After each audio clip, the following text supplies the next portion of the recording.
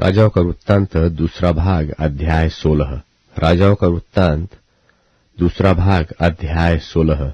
आहाज का राज्य। रमल्याह के पुत्र पेकह के 17वें वर्ष में यहूदा के राजा योताम का पुत्र आहाज राज्य करने लगा।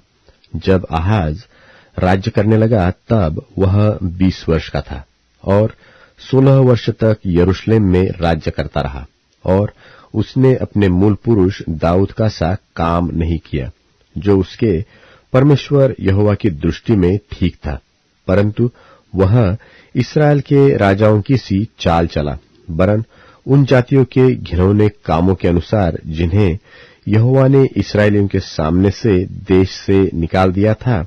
उसने अपने बेटे को भी आग में होम कर दिया और ऊंचे स्थानों पर और पहाड़ियों पर और सब हरे वृक्षों के तले वह बलि चढ़ाया और धूप जलाया करता था। तब अराम के राजा रसीन और रमल्याह के पुत्र इस्राएल के राजा पेकह ने लड़ने के लिए यरूशलेम पर चढ़ाई की और उन्होंने आहाज को घेर लिया, परंतु युद्ध करके उनसे कुछ बन न पड़ा। उस समय अराम के राजा रसीन ने एलत को अराम के वश में करके यहूदियों को वहां से निकाल दिया। तब अरामी लोग एलत को गए और आज के दिन तक वहां रहते हैं। और आहाज ने एक दूत भेजकर अश्शूर के राजा तिग्लत-पिलेसेर से कहा कि मुझे अपना दास वरन बेटा जानकर चढ़ाई कर और मुझे अराम के राजा और इस्राएल के राजा के हाथ से बचा जो मेरे विरुद्ध उठे हैं।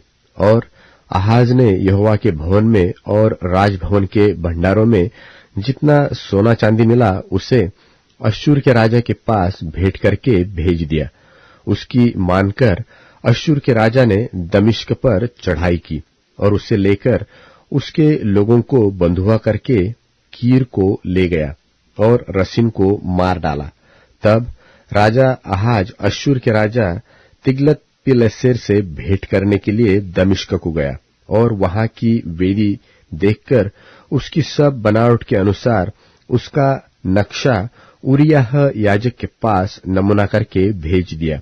और ठीक इसी नमूने के अनुसार जिसे राजा आहाज ने दमिश्क से भेजा था, उरिय्याह याजक ने राजा आहाज के दमिश्क से आने तक एक वेदी बना दी।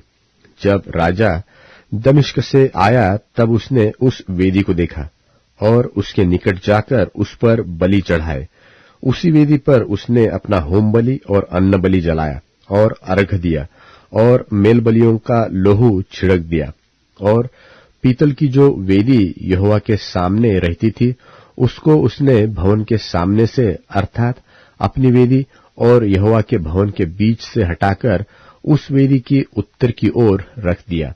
तब राजा आहाज ने उरिय्याह को यह आज्ञा दी कि भोर के होम बलि और सांझ के अन्न बलि, राजा के होम बलि और उसके अन्न बलि और सब साधारण लोगों के होम बलि और अर्घ बड़ी वेदी पर चढ़ाया कर और होम बलियों और मेल बलियों का सब लोहू उस पर छिड़क। और पीतल की वेदी के विषय में मैं विचार करूंगा। राजा आहाज की इस आज्ञा के अनुसार उज्जियाह याजक ने किया।